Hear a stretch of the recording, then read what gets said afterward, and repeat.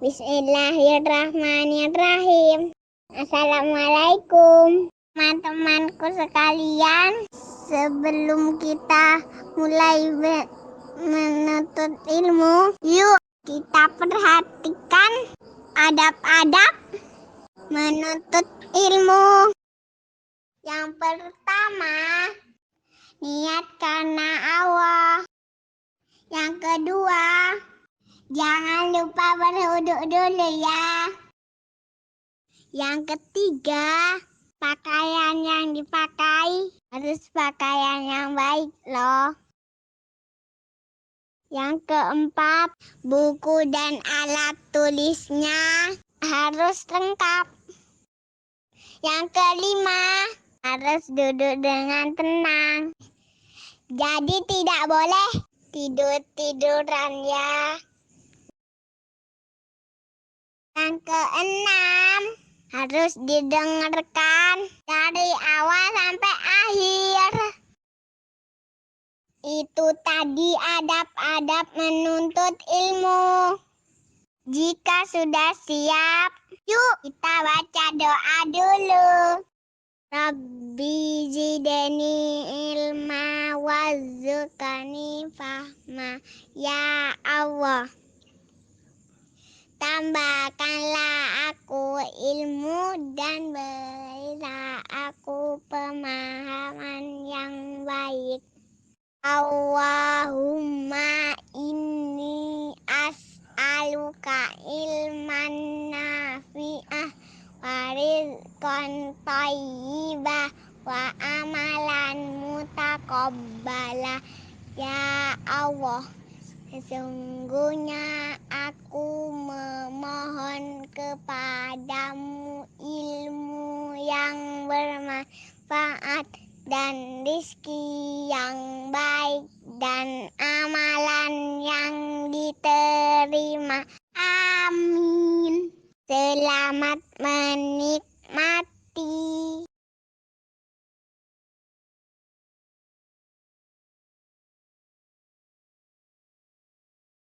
Assalamualaikum warahmatullahi wabarakatuh. Alhamdulillahi rabbil alamin, wabihi nasta'in, wa ala umurid dunya waddin. Assalatu wassalamu ala ashrafil anbiya'i wal mursalin, Sayyidina Muhammadin wa ala alihi wa sahbihi ajma'in. Rabbi shrah li sadri wa yassir li amri wahlul 'uqdatam min lisani yafqahu qawli. Rabbi zidni ilman warzuqni fahman. Allahumma inni as'aluka ilman nafi'an wa rizqan tayyiban wa amalan mutaqabbalan. Amin. Amma ba'd. Alhamdulillahi rabbil alamin. Apa kabar anak-anakku sekalian? Santri Kutab Awal 2A. Alhamdulillah, kita haturkan segala puji dan syukur kita kepada Allah Subhanahu wa Ta'ala sebagai bentuk rasa terima kasih kita kepada Allah karena Allah masih menjaga kita, Allah masih memberikan kesehatan kepada kita, dan yang paling utama adalah Allah masih mengizinkan kita untuk menikmati agama yang kita anut, yaitu agama Islam. Salawat serta salam kita haturkan pada Nabi kita Muhammad Sallallahu Alaihi Wasallam, seorang Nabi yang telah menyampaikan Islam dengan sebaik-baiknya pada kaumnya, sehingga kita banyak mendapati tauladan dari beliau dan juga para sahabatnya. Baik anak-anakku sekalian, kita akan mulai belajar kembali. Mari kita siapkan hati-hati kita menerima ilmu yang Allah ajarkan kepada kita pada hari ini. Baik, kita mulai dengan basmalah. Bismillahirrahmanirrahim. Anak-anakku sekalian, pada tema ini kita banyak membahas tentang makhluk hidup, yang mana semua makhluk hidup Allah beri nikmat, Allah beri karunia, Allah beri keistimewaan dalam penciptaannya, sehingga makhluk hidup yang Allah ciptakan bisa hidup nyaman di muka bumi ini. Misalnya ketika Allah menciptakan tumbuhan, Allah menciptakan di tumbuhan itu ada akar yang bisa menyerap makanan dari tanah, ada pohon ada batang pohon yang bisa untuk mengolah dan menyimpan makanan. Kemudian ada daun juga yang bisa untuk mengolah makanan bagi tumbuhan tersebut, sehingga tumbuh-tumbuhan yang Allah ciptakan di muka bumi ini bisa tumbuh dengan baik.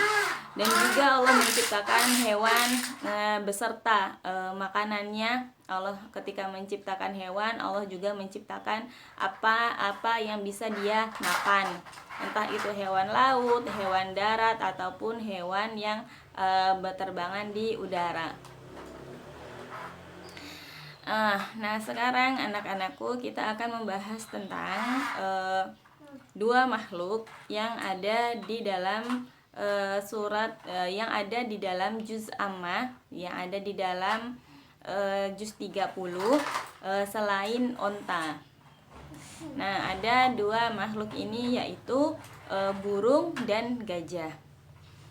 Nah Allah Subhanahu wa Ta'ala menciptakan banyak sekali burung di bumi ini. Nah, kebanyakan burung mempunyai sayap, dan kebanyakan burung itu memakan biji-bijian dan buah. Nah, ada beberapa burung yang makan biji-bijian. Nah, seperti yang kita lihat itu ya. Ada burung kakak tua, ada burung kenari, ada burung kolibri, ada burung merpati, ada burung jalak. Nah, itu burung-burung di antara nama-nama burung yang memakan biji-bijian atau buah. Nah, kemudian ada juga Allah menciptakan burung yang memakan daging. Nah, memakan hewan lainnya maksudnya, yaitu seperti burung elang. Nah, burung elang, kemudian burung gagak. Nah, kemudian ada lagi itu burung, Ustazah lupa namanya, pokoknya itu burung makannya makan bangkai gitu ya. Dia memakan bangkai. Nah, jadi burung-burung tersebut bisa terbang karena Allah menciptakan sayap. Allah mentakdirkan burung tersebut bisa terbang gitu ya. Allah memberi kemampuan pada burung agar bisa terbang. Nah, tapi ada burung juga yang nggak bisa terbang gitu ya. Ada burung yang tidak bisa terbang, misalnya burung onta. Nah, burung onta itu punya sayap tapi gak bisa terbang. Nah, seperti itu Allah menciptakan banyak sekali perbedaan-perbedaan yang ada di antara burung. Perbedaan yang ada pada beberapa burung karena Allah sudah menyesuaikan tempat di mana burung itu bisa hidup dengan nyaman. Nah, kalau misalnya burung onta, nah tempat hidupnya itu berbeda dengan burung-burung yang bisa terbang. Nah, kalau burung onta nggak bisa terbang, tapi bisa berlari dengan cepat karena dia punya kaki yang panjang. Nah, sedangkan kebanyakan burung kakinya tidak panjang gitu. Tapi Allah memberi kemampuan lain pada burung tersebut, yaitu burung tersebut bisa menggunakan sayapnya untuk terbang. Nah, kemudian burung-burung juga banyak burung-burung yang Allah ciptakan untuk bisa dimakan. Misalnya burung puyuh, Kemudian ini yang banyak yang sering kita jumpai di Indonesia ya. Biasanya itu ada burung puyuh atau burung merpati. Nah, itu yang biasa dikonsumsi atau yang biasa dimakan oleh kebanyakan orang. Kemudian kalau di negara lain ada orang yang biasa mengkonsumsi burung onta. Jadi ada beberapa yang memakan burung onta. Nah, semua itu Allah ciptakan untuk menjaga keseimbangan kehidupan yang ada di dunia ini, yang ada di muka bumi. Begitu juga ketika Allah menciptakan gajah. Nah, kita tahu sendiri gajah itu adalah makhluk yang sangat besar. Karena sangat besar, gajah itu tidak leluasa menggunakan badannya untuk cari makan gitu ya. Jadi gajah itu kan geraknya lamban gitu. Jadi kalau misalnya makan itu juga kesusahan, tapi Allah menciptakan belalai yang panjang untuk gajah agar si gajah ini bisa lebih mudah untuk mendapatkan makanan, bisa lebih mudah untuk minum, dan bisa lebih mudah untuk mengambil sesuatu. Jadi Allah Subhanahu wa Ta'ala menciptakan gajah ini dengan badan yang besar, dengan gerak yang lamban, tapi Allah juga membekali si gajah ini dengan belalai yang panjang. Belalai yang panjang dan lentur bisa melengkung sehingga gajah ini tidak kesulitan dalam mengambil makanan atau mengambil minuman. Dan gajah ini juga banyak dimanfaatkan oleh sebagian orang untuk mengangkut barang atau mengangkut orang karena badannya yang sangat besar dan juga tenaganya yang sangat kuat. Semua makhluk hidup yang Allah ciptakan di muka bumi ini, yaitu tumbuhan dan juga hewan-hewan. Nah, mereka adalah makhluk selain manusia yang juga bertasbih dan bersujud kepada Allah Subhanahu wa Ta'ala. Jadi tumbuhan-tumbuhan itu juga bertasbih dan juga jadi tumbuh-tumbuhan itu bertasbih dan juga bersujud kepada Allah Subhanahu wa Ta'ala. Meskipun kita tidak bisa mendengar tasbihnya tanaman, tumbuhan, dan juga hewan-hewan, kita harus percaya bahwa mereka itu juga takut kepada Allah, bahkan lebih takut daripada takutnya manusia kepada Allah.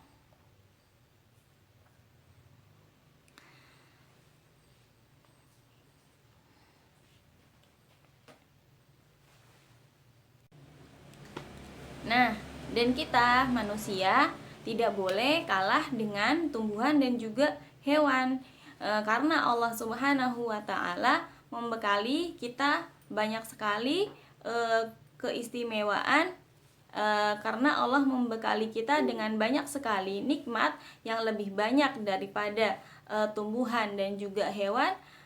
Karena Allah sudah menciptakan kita dengan sesempurna mungkin, maka iman kita, rasa takut kita kepada Allah Ta'ala juga harus besar. Kalau bisa lebih besar daripada rasa takutnya tumbuhan dan hewan kepada Allah Subhanahu wa Ta'ala.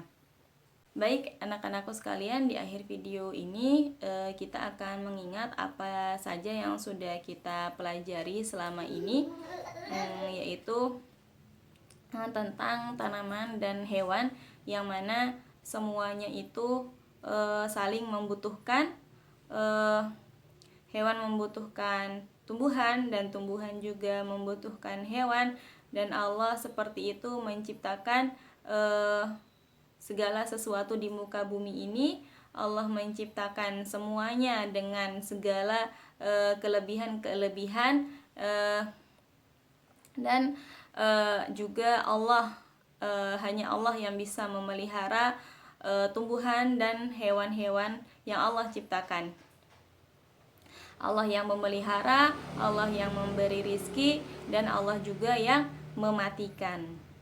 Jadi tidak ada sesuatu pun di muka bumi ini yang lepas dari pengawasan Allah Subhanahu wa Ta'ala. Dan juga kita anak-anak, kita manusia yang Allah ciptakan di muka bumi ini, kita harus lebih takut kepada Allah. Kita juga harus takut kepada hal-hal yang bisa merusak tumbuh-tumbuhan yang Allah ciptakan. Kita juga mempunyai rasa takut untuk menyakiti hewan-hewan yang Allah ciptakan. Nah, baik anak-anakku sekalian, kita tutup materi belajar pada hari ini dengan doa. Semoga dengan ini Allah bisa